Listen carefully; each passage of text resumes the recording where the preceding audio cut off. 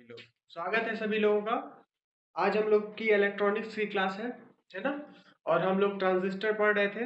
एक बार आपको रिवाइज कराते हैं ट्रांजिस्टर में हम लोगों ने क्या क्या चर्चा की थी पिछले टर्न पर, और उसके बाद आगे बढ़ते हैं। ठीक है।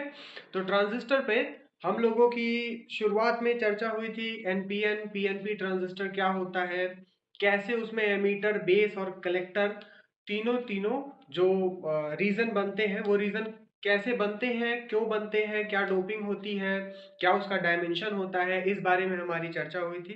क्यों एमीटर को कलेक्टर से एक्सचेंज नहीं कर सकते, इस बारे में भी बात हुई थी।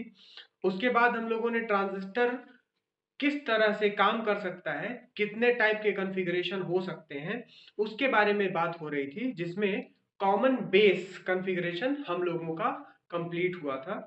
आज पढ़ना है हम लोगों को कॉमन एमीटर कॉन्फ़िगरेशन। ठीक है। तो कॉमन बेस और कॉमन एमीटर में बहुत ज्यादा डिफरेंस नहीं है, चीजें एक ही तरह से, मतलब समझने के एस्पेक्ट से। अगर आपको कॉमन बेस नहीं भी समझ में आया था तो शायद कॉमन एमीटर से समझ में आ जाए, क्योंकि दोनों लगभग पैरेलल ही है। बस समझना है तो समझ सकते हैं आराम से। क्या डिफरेंसेस है वो भी आपको पता चल जाएगा, नोट्स में सब कुछ क्लियरली लिखा है। ठीक है। तो चलिए शुरू करते हैं कॉमन एमीटर कॉन्फ़िगरेशन। ओके। तो आज की हेडिंग रहेगी कॉमन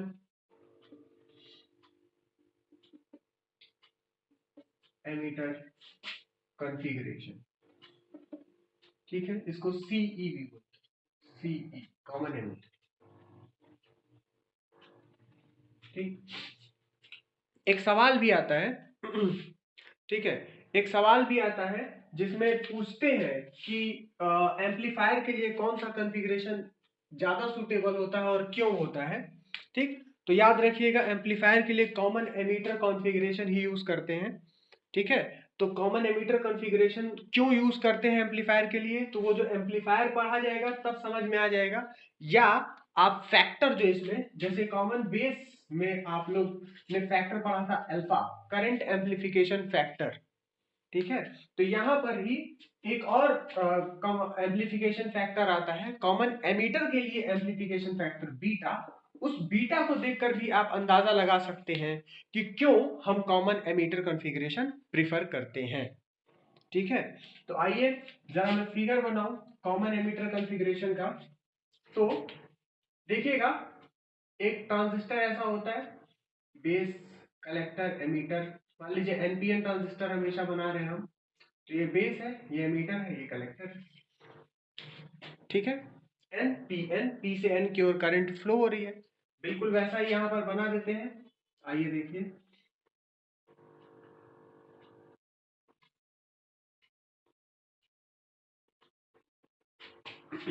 ये हो गया आपका बेस, ये हो गया कलेक्टर, ये हो गया एमीटर।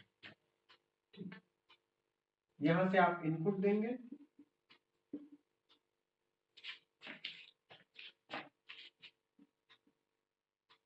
सर, हाँ बताइए। ऐसा लग रहा है कि आपका नेटवर्क का वीक है सर। बहुत सारे लोग कर रहे हैं। नेटवर्क वीक है मेरा? Yes, yes sir. पहली बार। नेटवर्क वीक है क्या? नहीं, ठीक है, क्लियर है एकदम। क्लियर है सर, यहाँ पे कुछ दिखाई नहीं दे रहा है काफी देर से। देखिए सर ब्लर है। अगर एक आदमी को भी, एक रुक जाइए, अगर एक आदमी को भी मेरा स्ट्रीम में कोई प्रॉब्लम नहीं है तो हम अच्छे से स्ट्रीम कर रहे हैं ना। ट्यूटर के साथ यही तो अच्छी बात है, मतलब मेरी स्ट्रीम अच्छे से हो रही है। ठीक है। एक बार आप लोग री ऐड हो जाइए, क्योंकि हमको भी कनेक्ट होने में काफी टाइम लगा है। आज का नेटवर्क थोड़ा सा दिक्कत है, एक बार ट्राई कर लीजिए। ठीक है। चलिए म्यूट हो जाइए, तो पहले सबसे पहले म्यूट हो जाइए। सर वीडियो रुका हुआ है। वीडियो आपका रुका होगा। Yes sir. हाँ, आपका रुका होगा। कई लोगों को एकदम भारी क्लियर, समर्थन प्राप्त हो रहा है सर। कई लोगों को क्लियर है महोदय, सभी लोगों को क्लियर है। जिनका रुका हुआ है वो फिर से ज्वाइन कर लें। ठीक है। जिनका रुका हुआ है वो फिर से ज्वाइन कर लें। हम 2 मिनट का टाइम दे दें क्या? हम फिगर बना रहे हाँ हैं, तब सर। तक आप लोग ज्वाइन हो नहीं जाइए। सर, फिर से ज्वाइन हो जाइए, बढ़ाइए। तब तक हम फिगर बना रहे हैं।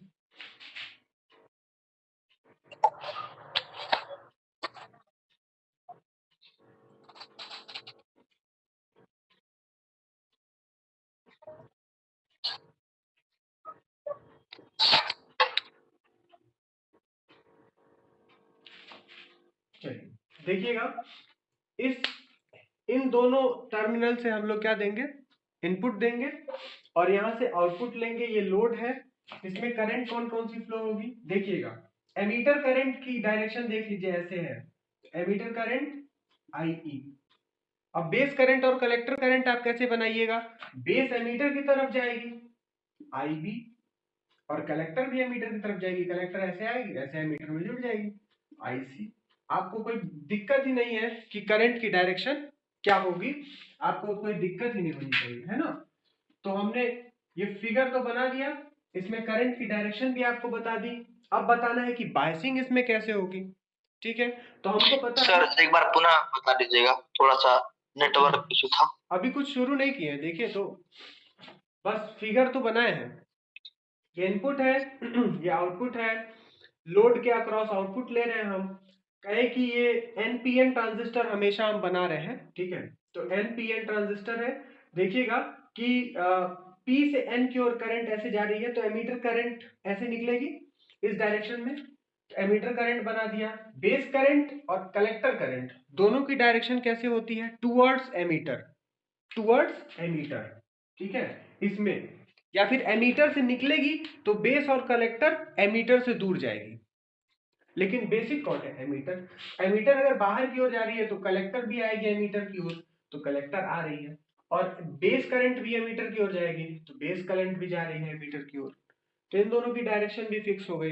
अब हमको बायसिंग देखनी है, ठीक है। इसमें बायसिंग हम लोगों को देखनी है, ठीक। हमको पता है कि इनपुट जो है, इनपुट हमेशा फॉरवर्ड बायस में देना है, ठीक। इनपुट अगर हमको फॉरवर्ड बायस में देना है, ये है P, ये है N। अगर ये P है, ये N है, तो फॉरवर्ड बायस करने के लिए हमको क्या करना पड़ेगा, P को पॉजिटिव से जोड़ना पड़ेगा और N को नेगेटिव से जोड़ना पड़ेगा, ठीक है। यहाँ पे क्लियर हो गया। बेस क्या है, P है, और एमीटर क्या है, N है। इनपुट कैसे देते हैं, फॉरवर्ड बायस में देते हैं। तो इनपुट देने के लिए बेस को पॉजिटिव से जोड़ दिया और एमीटर को नेगेटिव से जोड़ दिया।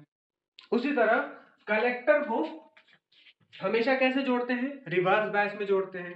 कलेक्टर यहाँ पर क्या है, N है। कलेक्टर रिवर्स बायस में कैसे जोड़ा जाएगा, कलेक्टर को रिवर्स बायस में जोड़ने के लिए यहाँ पर पॉजिटिव नेगेटिव पॉजिटिव नेगेटिव, ठीक है। तो ये देखिए आपने, एमीटर का दोनों टर्मिनल नेगेटिव से जुड़ा हुआ है, कलेक्टर को रिवर्स बायस में करना था और इनपुट हमेशा फॉरवर्ड बायस में देना है। ये दो बातें आपको बताई थी मैंने, उसी बेसिस पे बायसिंग कर दी। बायसिंग में किसी को प्रॉब्लम नहीं होनी चाहिए, ठीक है। अब देखिए, इसमें जो हम लोग बात करते हैं करंट एम्प्लीफिकेशन फैक्टर की, जैसे कॉमन बेस में करंट एम्प्लीफिकेशन फैक्टर की बात किए थे, वैसे ही कॉमन एमीटर कॉन्फ़िगरेशन में भी करंट एम्प्लीफिकेशन फैक्टर की बात करते हैं। इसमें क्या होगा, हमेशा करंट एम्प्लीफिकेशन फैक्टर बेसिक आपको बताए थे, करंट सर हाँ बताइए। सर इसमें कलेक्टर का सर जो बायसिंग है सर, एक बार फिर से बताएंगे क्या? बता देते हैं। आपका नाम क्या है? मनीष सर, मनीष। अच्छा मनीष, मनीष, हम कंफ्यूज हो गए थे, हमको इसीलिए हम सोचे नाम नाम से, आवाज से नाम याद कर रहे थे ना। यहाँ अलग आवाज आती है। देखिए, कलेक्टर को हमेशा रिवर्स बैच में जोड़ना है, तो कलेक्टर N है ना, N को रिवर्स बैच में जोड़ने के लिए क्या किया, N को पॉजिटिव से जोड़ दिए, खत्म बात। क्लियर है? सर लोड की जगह पे कुछ भी हो सकता है, लोड जहाँ पॉजिटिव से लोड की जगह पे तो कुछ रखते हैं। अब मान लीजिए आपको किसी चीज को यहाँ पे रखना है, आउटपुट को किसी ट्रांजिस्टर से कनेक्ट करना है, तो लोड की जगह उसको रख देते हैं, बस। सर दोनों साइड पॉजिटिव से ही जोड़ा जाएगा? कैसा पॉजिटिव से ही जोड़ा जाएगा, ये तो सर सवाल, बायसिंग ये सवाल आपका अच्छा नहीं है। पॉजिटिव से जोड़ा थोड़ा जाएगा कंफ्यूज है नेगेटिव, ये पॉजिटिव से जोड़ा जाएगा या नेगेटिव से जोड़ा जाएगा, ऐसे कैसे सवाल है? हमने आपको 2 रूल्स बताए हैं, उस रूल के अकॉर्डिंग जोड़ा जाएगा। अब पॉजिटिव आएगा या नेगेटिव आएगा ये तो रूल डिसाइड करेगा। हमने कहा इनपुट को फॉरवर्ड बायस में रखना है। इनपुट को फॉरवर्ड बायस में रखने के लिए P को पॉजिटिव से और N को नेगेटिव से जोड़ना पड़ेगा, यानी बेस को पॉजिटिव से जोड़ दिया और एमीटर को नेगेटिव से जोड़ दिया, बात खत्म हो गई। उसके बाद बोला कि आउटपुट में कलेक्टर को रिवर्स बायस में जोड़ना है, तो कलेक्टर N है तो N को पॉजिटिव से जोड़ दिया, रिवर्स बायस में हो गया। अब ये आप याद करें कि इसको फॉरवर्ड बायस में जोड़ते हैं, इसको रिवर्स बायस में जोड़ते हैं, ऐसा ना याद करके आप जोड़िए कि इसको पॉजिटिव से जोड़ते हैं, इसको पॉजिटिव से जोड़ते हैं, तो ये तो गलत है भाई, ये तो मेरे साथ धोखा है, धोखा नहीं नहीं है। सही है सर, क्लियर ठीक है, क्लियर हो गया सर। ऐसे याद हाँ कीजिए, क्लियर है सर, वैसे मत याद कीजिए, वो तो आप याद ही कर लेंगे जैसे हम बता रहे क्लियर है हैं। सर। ठीक है, तो यहाँ पर current amplification factor in common ammeter configuration beta से दिखाते हैं। ठीक है, फिर से आपको याद दिलाते हैं करंट एम्प्लीफिकेशन फैक्टर क्या होता है, output current upon input current. ठीक है, output current upon input current. Input current कौन सी है, इनपुट करंट ये है IB, और आउटपुट करंट कौन सी है, IC। यानी कि करंट एम्प्लीफिकेशन फैक्टर बीटा कैसे दिखाया जाएगा, output current upon input current.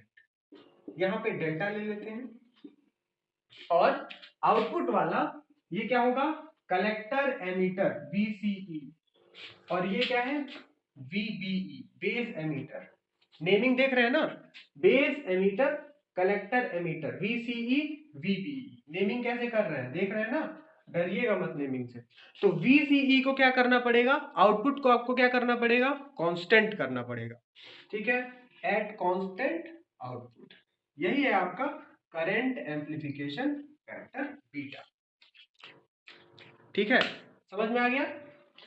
अब देखिए बीटा की वैल्यू क्या हो सकती है, इस पे भी चर्चा कर लेते हैं। तो याद कीजिए अल्फा की वैल्यू क्या होती थी, अल्फा की वैल्यू हमेशा लेस देन 1 आती थी।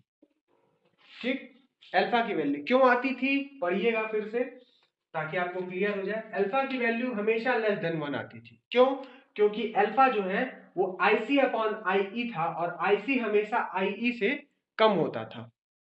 ठीक है, इसलिए अल्फा की वैल्यू हमेशा 1 से कम आती है। लेकिन यहां पर IC अपॉन IB है, अगर IE एमीटर करंट को आप 100 एम्पियर माने, 100 एम्पियर, ठीक है, तो कलेक्टर करंट लगभग 95 एम्पियर मिलेगी, और बेस करंट लगभग 5 एम्पियर। ठीक है, 95/5, 90/10, इस तरह का रेशियो आपको मिलता है।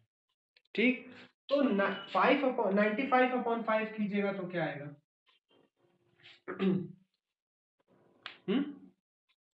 95/5 कीजिएगा तो कितना है, अप्रोक्सीमेटली 20। ठीक है, आएगा अप्रोक्सीमेटली 20 ऐसे ही मानते हैं, है ना, लगभग 20, है ना। अब ये देखिए इसका मतलब बीटा की वैल्यू लगभग 20 के आसपास आएगी, यानी बीटा कैसा आएगा, बीटा अप्रोक्सीमेटली 20 आएगा, एक नंबर आएगा जो 20 के आसपास होगा। हम लोग निकाले थे तो पता नहीं कैसे हम लोग का बीटा 50 आ रहा था, हमको याद है मेरे प्रैक्टिकल में 50 आ रहा था बीटा। ठीक है, पर चेक हुआ था, सही है, बीटा भी 50 आ सकता है ना। That depends on transistor to transistor, her transistor के ऊपर निर्भर करता है क्या है करंट एम्प्लीफिकेशन का। ठीक है, तो होपफुली क्लियर हो गया होगा आपको। ठीक, अब करंट एम्प्लीफिकेशन फैक्टर कैसे निकालेंगे याद है ना आपको, जब कैरेक्टरिस्टिक डिफाइन करते हैं तो उसमें बताते हैं आप करंट एम्प्लीफिकेशन फैक्टर निकालने के लिए ट्रांसफर कैरेक्टरिस्टिक खींचते हैं। क्या खींचते हैं, ट्रांसफर कैरेक्टरिस्टिक। ऐसे ही अल्फा निकालने के लिए भी ट्रांसफर कैरेक्टरिस्टिक्स खींचेंगे। ट्रांसफर कैरेक्टरिस्टिक क्या होता है, यही चीज आपको करनी रहती है। आप पहले एक एक एक टेबल बनाएंगे जिसमें VBE लिखेंगे, उसके बाद IB लिखेंगे, उसके बाद IC लिखेंगे, और ये टेबल दो तीन बार एक ही बार बना सकते हैं, एक ही बार बनाएंगे। मान लीजिए VCE को आप 2 वोल्ट पे फिक्स कर दिए, इसको 2 वोल्ट पे फिक्स कर दीजिए। VBE को 0 से लेकर 3 या 4 वोल्ट तक वेरी कर दीजिए, उसके करस्पॉन्डिंग IB IC नोट कर लीजिए। IB और IC नोट करने के बाद IC और IB में, यहाँ IC खींच लीजिए, यहाँ IB, IC और IB में जब एक ग्राफ प्लॉट करेंगे तो स्ट्रेट लाइन मिलेगा, स्ट्रेट लाइन का ही स्लोप ले लीजिएगा, तो आपको क्या मिल जाएगा, बीटा की वैल्यू मिल जाएगी। ठीक है, किसी को कोई परेशानी, कोई दुख दिक्कत?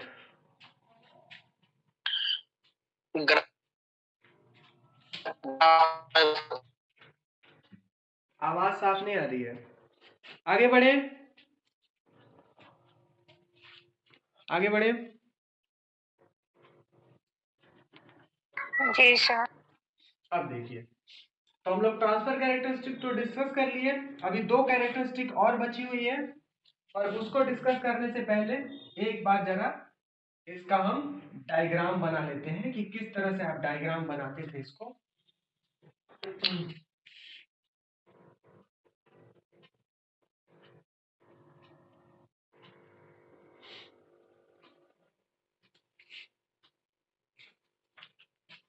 तो कैरेक्टरिस्टिक्स निकालने के लिए कॉमन एमीटर कॉन्फ़िगरेशन में कैरेक्टरिस्टिक निकालने के लिए या कैरेक्टरिस्टिक्स डिफाइन करने के लिए आप क्या करते हैं, आप यहां पर बायसिंग देते हैं, इसको पॉजिटिव देना है, नेगेटिव पॉजिटिव नेगेटिव, ठीक है। सेम टू सेम जैसा आपने कॉमन बेस में किया था, सेम टू सेम वैसा ही कर देंगे आप। यहाँ पर क्या लगा देंगे, अब की बार क्या लगाएंगे, याद कीजिए उसमें मिली एमीटर लगा था, पर यहाँ पर क्या लगाएंगे, यहाँ पर माइक्रो एमीटर लगाएंगे, ठीक है, क्योंकि बेस करंट बहुत कम होती है, तो उसको माइक्रो एमीटर से नापेंगे। ठीक, इन दोनों के इस टर्मिनल पे एक वायर जोड़ देंगे और इस टर्मिनल पे एक वायर जोड़ देंगे। इन दोनों टर्मिनल पे वायर जोड़ने के बाद आपको क्या निकल जाएगा, VBE, ठीक है, ये VBE है, VB निकल जाएगा, ऐसे कर सकते हैं, VBB या VBE कुछ भी नाम दे सकते हैं। उसके बाद क्या है, आप यहां पर भी सेम वही काम करते हैं। क्या करना है आपको, क्योंकि IC कंसिडरेबल करंट होती है, इसलिए यहां पर क्या जोड़ेंगे, मिली एमीटर जोड़ेंगे। यहां पर भी वही रियोस्टेट लगाकर, इसको कैसे जोड़ना है, रिवर्स बायस कॉन्फ़िगरेशन में जोड़ना है, ये पॉजिटिव ये नेगेटिव। इस बैटरी को बोलते हैं VCE, और यहां से आप निकालते हैं, दोनों का सेम टू सेम है, देखिए कोई प्रॉब्लम नहीं होगी आपको, VCC। ठीक है, तो ये आपका आता है सर्किट डायग्राम कि आप किस तरह से सर्किट को जोड़ेंगे कैरेक्टरिस्टिक्स निकालने के लिए।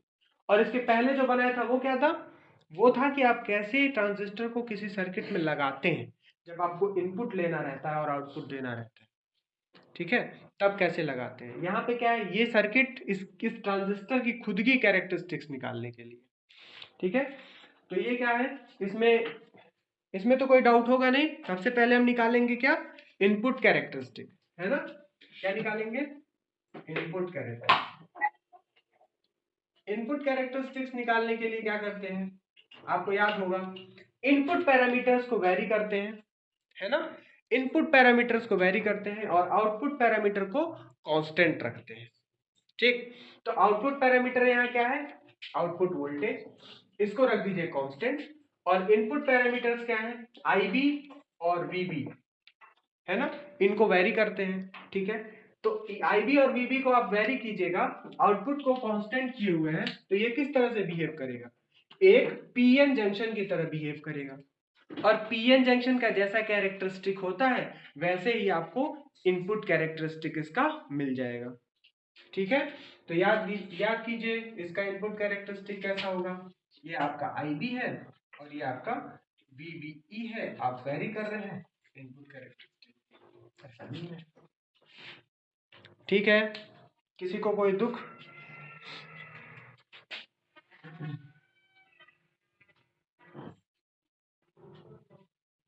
कैसे पी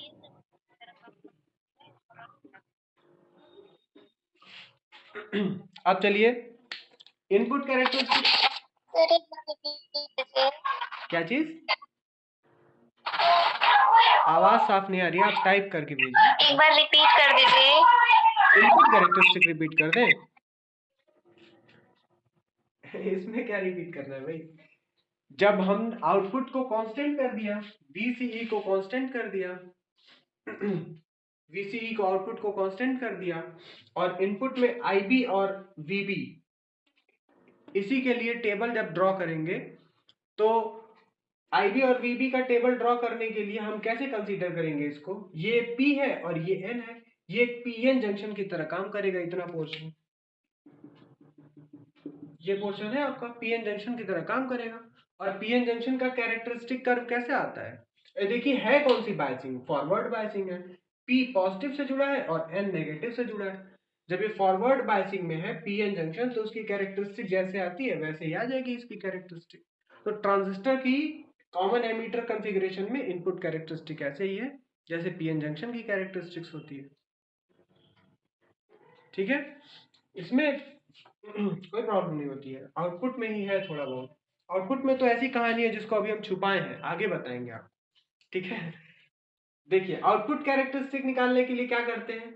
आउटपुट कैरेक्टरिस्टिक निकालने के लिए आप आउटपुट करंट का वेरिएशन लेंगे आउटपुट वोल्टेज के साथ, लेकिन इनपुट वोल्टेज आप कांस्टेंट रखते हैं। ठीक है, इनपुट वोल्टेज कांस्टेंट रखते हैं, इनपुट करंट के एक कांस्टेंट मेजर पे आप आउटपुट वोल्टेज और आउटपुट करंट का ग्राफ ड्रॉ करते हैं। ठीक है, तो आप कैसा, आपको कैसा मिलता है? इनपुट वोल्टेज कांस्टेंट है, इनपुट करंट लिखते हैं, IB क्या है? IB को आप क्या करते हैं? कांस्टेंट कर देते हैं, IB कांस्टेंट हो जाएगा। और वेरिएशन किस में है? IC वर्सेस VCE, है ना?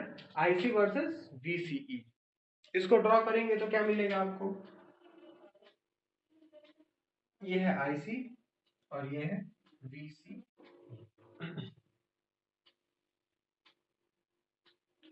ऐसे ऐसे आपको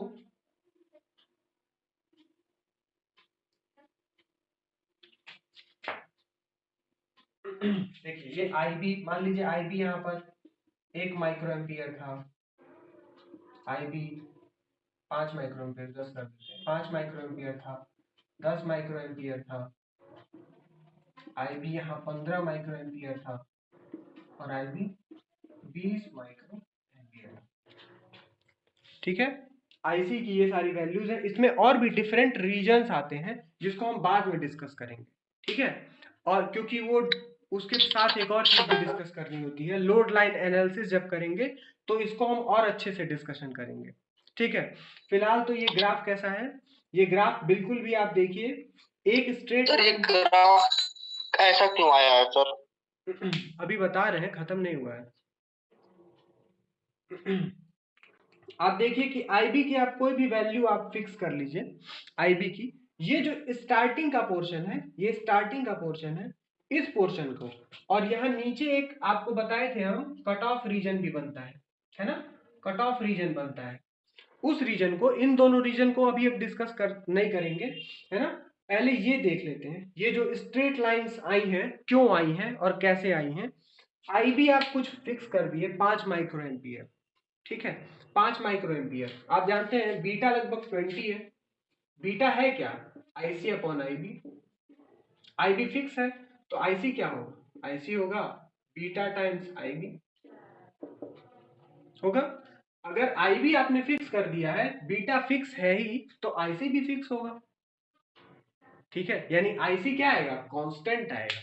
आउटपुट में आप वेरिएशन करते रहिए, IC क्या आएगा? एक कांस्टेंट आएगा। इसीलिए देखिए एक कांस्टेंट आ रहा है। ठीक है, ये कांस्टेंट वैल्यूज आ रही है, जैसे जैसे IB बढ़ रहा है वैसे वैसे IC बढ़ रहा है। पर है क्या? एक कांस्टेंट है which is independent of output variation in output current. Output current में वेरिएशन हो रहा है, उससे इसको कोई मतलब नहीं है। IC कांस्टेंट है, किस पे निर्भर कर रहा है? IB पे निर्भर कर रहा है। ठीक है, IB जैसे जैसे बढ़ रहा है वैसे वैसे IC बढ़ रहा है। ठीक, तो ये है इसका आउटपुट कैरेक्टरिस्टिक। बात समझ में आ गई? अभी हम आपको बता रहे हैं इसमें 2-3 रीजन, इसमें अल्फा की वैल्यू लेस देन 1 क्यों है, बता दें। अब ये चीज हम आपको नहीं बता सकते कि लेस देन 1 अल्फा की वैल्यू क्यों है, और बीटा की वैल्यू जैसे 20 है वैसे अल्फा की वैल्यू लेस देन 1 है। नोट्स में लिखा हुआ है, आप जाके फिर से पढ़ लीजिए, ठीक है। आप अगर नोट्स पढ़ी हो तो आपको ये सवाल होगा ही नहीं, है ना।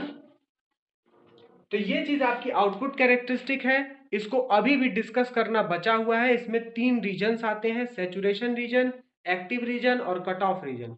इन तीनों रीजन को डिस्कस करने के बाद ये कैरेक्टरिस्टिक पूरी डिफाइन होगी। लेकिन अगर आपका बोल देता है, ये क्यों पढ़ा रहे हैं, ये इसलिए पढ़ा रहे हैं क्योंकि सवाल आता है कि draw the characteristic of A transistor in common emitter configuration. बस इस सवाल का जवाब है ये, ठीक है। तो उसमें input characteristic, output characteristic, beta को डिफाइन कर देंगे, रेजिस्टेंस इनपुट और आउटपुट रेजिस्टेंस डिफाइन कर देंगे। मतलब जितना नोट्स में मैंने आपको बताया है, उसके अलावा आपको कुछ नहीं करना, ठीक है। नहीं तो इसमें और भी सारी चीजें हैं, आप लिखते रहिएगा, खत्म नहीं होगा, ठीक। वो जब लोड लाइन एनालिसिस पढ़ाएंगे तब आपको क्लियर हो जाएगा, ठीक। ये है इसका आउटपुट कैरेक्टरिस्टिक। अब देख लेते हैं हम इनपुट और आउटपुट रेजिस्टेंस क्या होता है। इनपुट रेजिस्टेंस आर आई क्या होगा, इनपुट करंट, इनपुट वोल्टेज वीबी और input current IB. Input voltage upon input current, दोनों का चेंज, ठीक। ये है आपका इनपुट रेजिस्टेंस, ओके। ये इनपुट रेजिस्टेंस है। अब देखिए, आप ये जानते हैं कि यहां पर भी जो आपका इनपुट रेजिस्टेंस आपको मिलेगा वो वेरी करेगा, है ना। ये इनपुट रेजिस्टेंस कैसा होगा, वेरी करेगा। इसमें जब ये लेते हैं तो VC यहाँ पे कांस्टेंट कर देते हैं, VC। ये कर्व कैसा आता था, ये जस्ट उल्टा कर्व है। यहाँ IB और VB में जब आप कर्व ड्रॉ किए थे तो ऐसा कर्व है ना। तो रेजिस्टेंस क्या आएगा, इसका जस्ट एंटी वाला स्लोप। ये स्लोप जब आप निकालिएगा, ये स्लोप निकालिएगा तो आपका रेजिस्टेंस आएगा। Since this resistance is also varying, ये रेजिस्टेंस वेरी कर रहा है, कांस्टेंट नहीं है ना। इसीलिए इस रेजिस्टेंस को क्या कहते हैं, डायनेमिक रेजिस्टेंस, ठीक है। इस रेजिस्टेंस को डायनेमिक रेजिस्टेंस।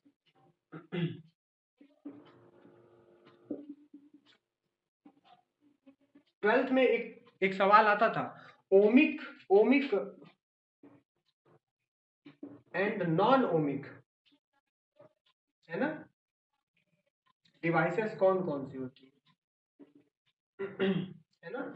वो जो ओम्स लॉ को फॉलो करती हैं और जो ओम्स लॉ को फॉलो नहीं करती है। देखिए, ये ओम्स लॉ को फॉलो कर रहा है।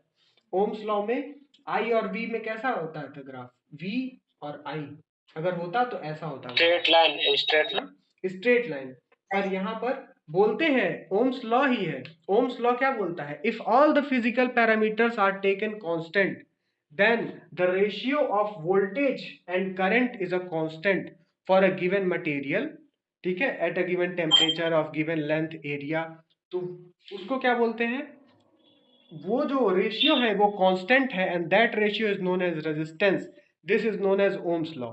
For a given constant temperature, constant dimension, ये कांस्टेंट नहीं है, इसका रेजिस्टेंस कांस्टेंट नहीं है, इसका रेजिस्टेंस V के साथ वेरी कर रहा है। इसलिए अगर कोई नॉन ओमिक डिवाइस है, ट्रांजिस्टर नॉन ओमिक डिवाइस है, डायोड आपका नॉन ओमिक डिवाइस है ना, वॉल्स आपके क्या होते हैं, नॉन ओमिक डिवाइस होते हैं, ठीक। तो इस तरह से इनपुट रेजिस्टेंस को बताते हैं। सिमिलरली आप आउटपुट रेजिस्टेंस भी वेरी कर बता सकते हैं। RO क्या होगा, आपका होगा VC upon IC, delta VC upon delta IC at constant VB। ये आपका आउटपुट रेजिस्टेंस, ठीक है। तो इस तरह से कॉमन एमीटर कॉन्फ़िगरेशन आपका कंप्लीट होता है, ठीक। किसी को कोई परेशानी, सर कॉमन इमीटर में बीटा का वैल्यू सर नियरली बताइएगा सर। क्या बताइएगा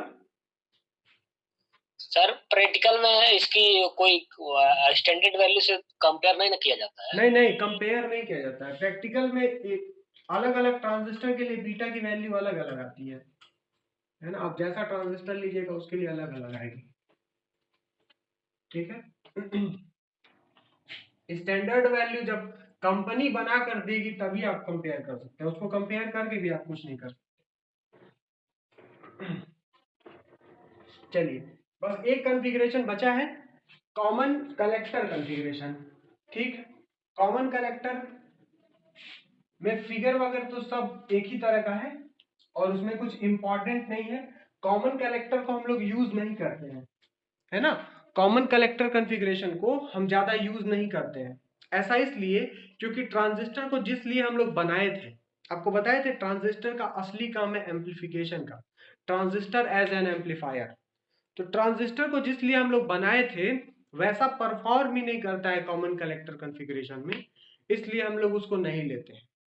ठीक है, अभी आपको जब उसमें डिफरेंसेस बताएंगे कि क्या क्या डिफरेंस होता है common base, common ammeter, common collector में, तब आपको समझ में आएगा कि common collector is worst type of configuration. Okay, तो कॉमन कलेक्टर हम डिस्कस नहीं कर रहे हैं, आपको नोट्स में प्रोवाइड कर देंगे, बहुत इजी है, बस घुमा देना है ना। कलेक्टर को आपको बीच में कॉमन कर देना है, उसके लिए एक और current amplification factor gamma define कर देते हैं।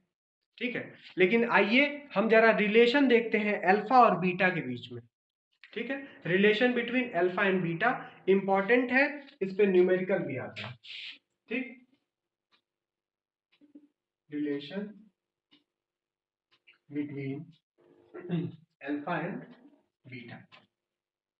ठीक है, एक बार ध्यान से देखिएगा कि अल्फा को हम कैसे डिफाइन करते हैं। अल्फा डिफाइन होता है, अल्फा क्या होता है, कॉमन बेस। कॉमन बेस में इधर कलेक्टर है, इधर एमीटर है, बेस कॉमन है, तो हो जाएगा delta I C upon delta I ई।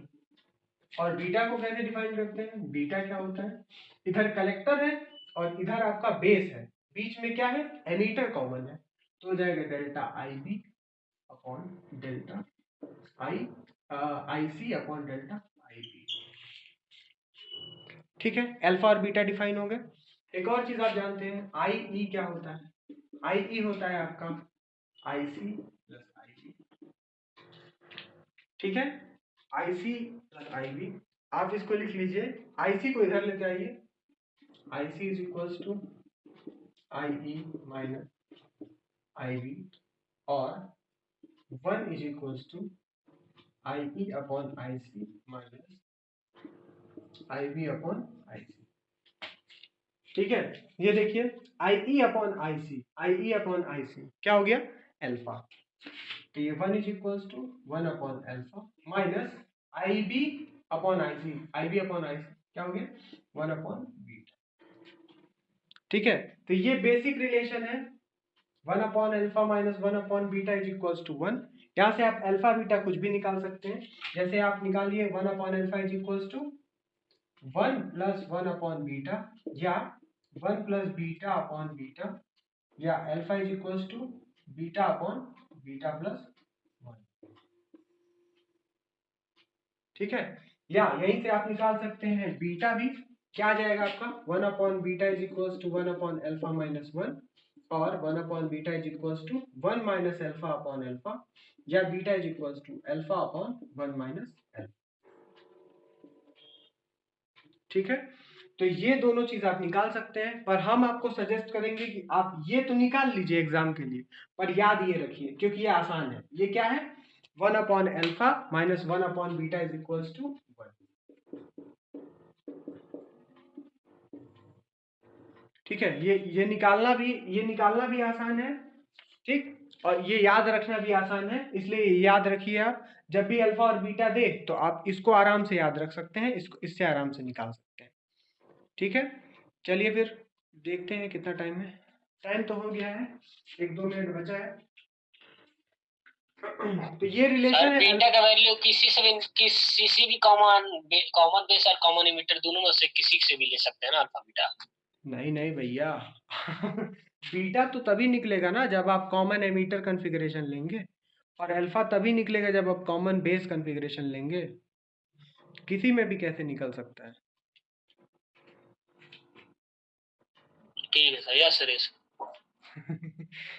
ठीक है, कोई परेशानी, मिटा दे सर आपके लिए कोई नसीहत, आपके लिए, आज के लिए आज के लिए नसीहत कुछ नहीं है, नसीहत रोज नहीं देनी चाहिए, बस पढ़ते रहिए। देखिए जिनका नाम हम रोज लेते हैं उन्हीं से एक्सपेक्टेशन होती है।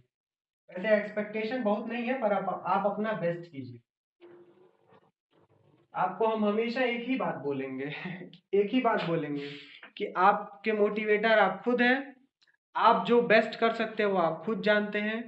आपसे हम ज़्यादा एक्सपेक्ट नहीं कर रहे हैं, ऐसा हम एक्सपेक्ट नहीं कर रहे हैं कि आप इतना फिजिक्स पढ़ लीजिए, जितना हम बता रहे हैं आप सारा जान ही लीजिए, या फिजिक्स में सब कुछ रखा है। पर अगर एक टास्क आपके सामने रखा हुआ है कि आप बीएससी कर रहे हैं, तो मन से कर लीजिए ना, छोड़ दीजिए बाकी सारी चीज़ें। हमने भी देखी है, बहुत सारे लोग हैं। आप हवा में मत उड़िए, हवाबाजी मत कीजिए, आपसे जो हो रहा है वो कीजिए। ये नहीं कि आप एसएससी की तैयारी भी कर रहे हैं और बीएससी भी कर रहे हैं, फिर दूसरों को बोल रहे हैं अरे यार तुम बीएससी करो, कि हम तो एसएससी वाले हैं, हम बैंक वाले हैं, हम यूपीएससी वाले हैं। भाई अगर तुम्हारा 50% है, तुमसे अगर बीएससी नहीं हो रही है, तो तुमसे कुछ भी नहीं होगा, है ना। या तो वहीं के रह जाओगे, या वहां के भी नहीं रहोगे, यहाँ के भी नहीं रहोगे, है ना। और ये आप ही जानते हैं, है ना।